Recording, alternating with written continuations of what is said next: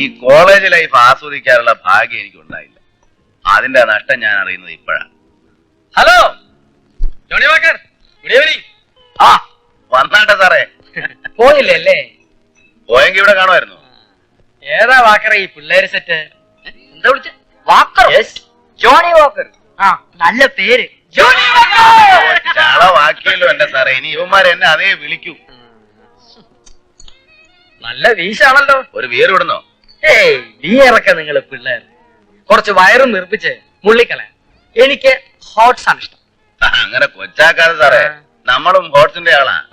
എത്ര എണ്ണം വിടും ഒരേ ഇരിപ്പില്? ഒന്നാഞ്ഞിരുന്ന ഒരു ഫുള്ള്. അയ്യോ ഇളനിങ്ങനെ കൊച്ചാക്കണ്ട.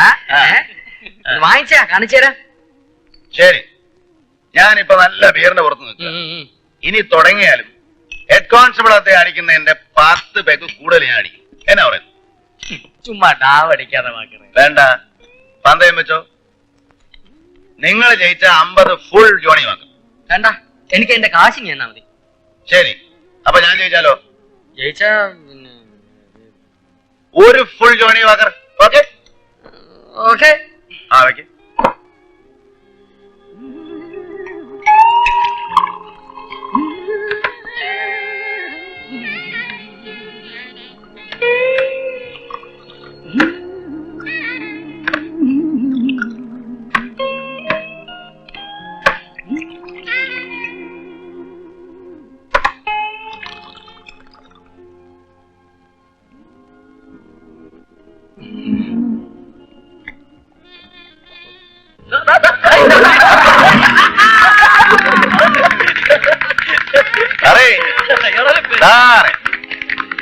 മലയാളികൾ ആരെങ്കിലും ഉണ്ടോ?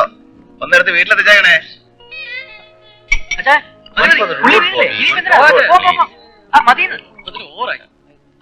പറയുന്നത് കേക്ക്. Keep the balance as like it.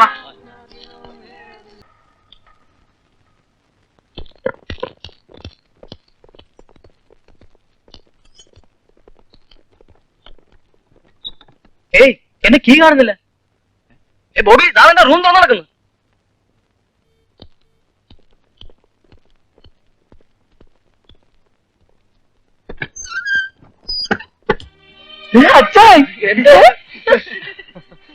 ഓ, ഞാൻ പോയില്ലടാ. പോയി കൊറേ ദൂരം ചെന്നതാ, പിന്നെ ഓർത്ത് തിരിച്ചു വിട്ടേക്കാ. അച്ഛാ ഇത് എന്നാ പറ്റി? എല്ലാരും ഒന്ന് എളുപ്പം റെഡിയാക്കിയേ, നമുക്കൊന്ന് പുറത്തു പോകണം. ഒരു കാര്യമുണ്ട്.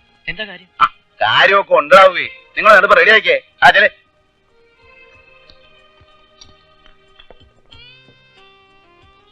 ഞാൻ പറയുമ്പോ കളിയായിട്ട് എടുക്കരുത്. സംഭവം വളരെ സീരിയസ് ആണ്. ഞാൻ ഒരുപാട് ആലോചിച്ചു. ജോണിച്ചായ വെറുതെ ഞങ്ങൾ ടെൻഷൻ അടിപ്പിക്കാതെ കാര്യം പറ. വാക്കറെങ്കിലും പറയുന്നു.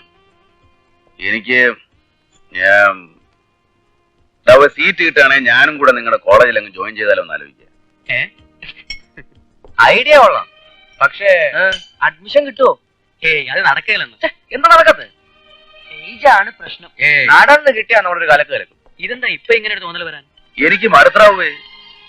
തോട്ടത്തിലെ ആ ഒരു എത്ര കാലായത്. ഇവിടെ വന്ന് നിങ്ങളുടെ കൂടെ കഴിയുമ്പോ കൊതിച്ചു പോവാ. നടക്കുമെന്നുള്ള പ്രതീക്ഷയില്ല. എന്നാലും ഫ്രണ്ട്സി ഒന്ന് കണ്ടാലോ? അത് നല്ല ഐഡിയ. അയ്യോ സാറേ, കുടിക്കടോ.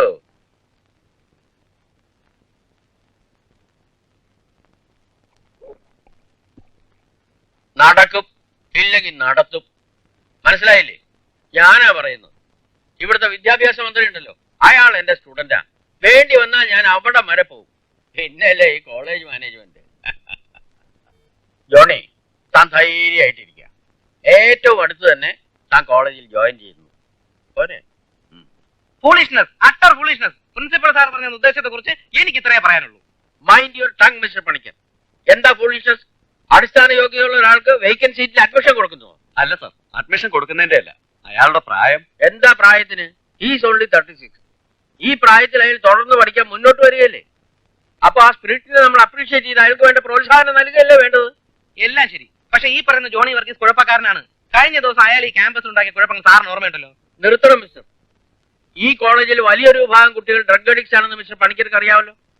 അതിന് കാരണക്കാരനായ ഒരുത്തിന്റെ പേരിൽ ഇതേ ബോർഡിന്റെ കീഴിൽ മരിച്ചുപോയ നമ്മുടെ സഹപ്രവർത്തകൻ ഒരു കംപ്ലൈന്റ് തന്നിരുന്നതാ. എന്നിട്ട് എന്തായി അറിയാമല്ലോ. ഇന്നും മയക്കുമരുന്ന് കച്ചവടവുമായി അവൻ ഈ കോളേജിലുണ്ട്. അവനെ നിങ്ങൾക്ക് ഇവിടെ പൊറപ്പിക്കാമെങ്കിൽ ജോണി വർഗീസിന് അഡ്മിഷൻ കൊടുക്കുന്നതിൽ ഒരു തെറ്റുമില്ല. യൂണിവേഴ്സിറ്റി തീരുമാനമൊക്കെ പുറകെ വരും. പക്ഷെ അടുത്ത വർക്കിംഗ് ഡേ മുതൽ Johnny Varghese first DC economics ക്ലാസ്സിൽ ജോയിൻ ചെയ്തിരിക്കും. അതെന്റെ തീരുമാനമാണ്. 31, 32, 33, 34, 31. സാറേ ഞാൻ തന്നെയാണ് 34. So what? പാലിൽ വെളിയിൽ നിന്ന് കൂവയാണ് വേണ്ടത്. Get in. Silence! Silence! Stop it! Come on. Once again, I am starting from the basic economic systems. The economic system can be defined as the sum total of arrangements. എന്താണ് ഇത്? Tape റെക്കോർഡറാണ് sir. സാറിന്റെ lecture. തനിക്ക് എന്താ എഴുതിയെടുക്കാൻ പറ്റില്ലേ? ഓ ഞാൻ അങ്ങനെ എഴുതാറൊന്നുമില്ല സാറേ. ടൈപ്പ് റൈറ്ററാ പതിവ്.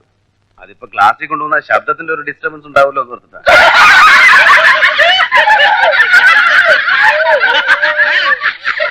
Silence!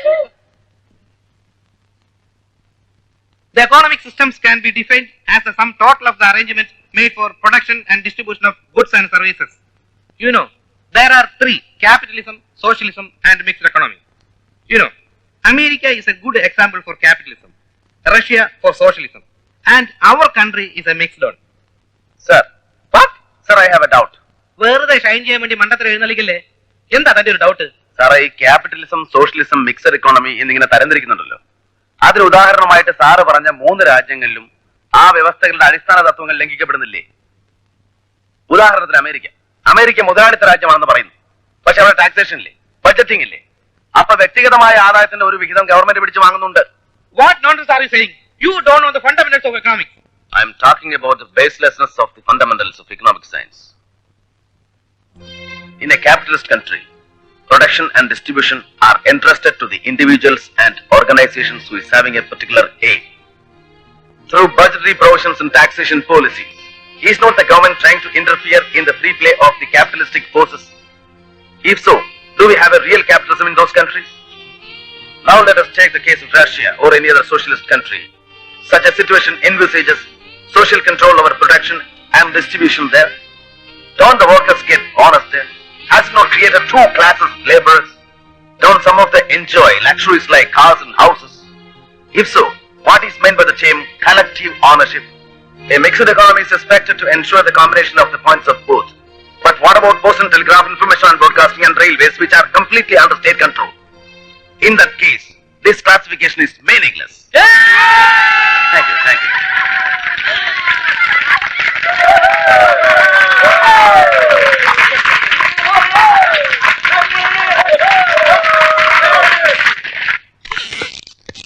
അയാളെ ക്ലാസ്സിൽ ഇരിക്കാൻ എനിക്ക് പഠിപ്പിക്കാൻ ഇത്തിരി ബുദ്ധിമുട്ടുണ്ട്.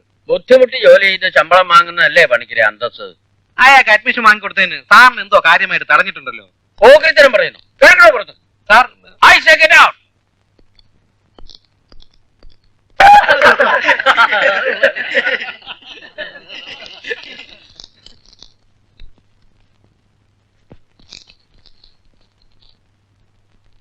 Miss, gate mister Johnny Walker, new admission ആണ്. മിസ് ശരിക്കും ചേട്ടാന്ന് വിളിക്കണം. Silence. In the last class, I told you about one Alfred Noyes, whose works are not mentioned in the major poetries. But one of his poems, The Highwayman, is a lovely romantic work about which we shall go through in this class.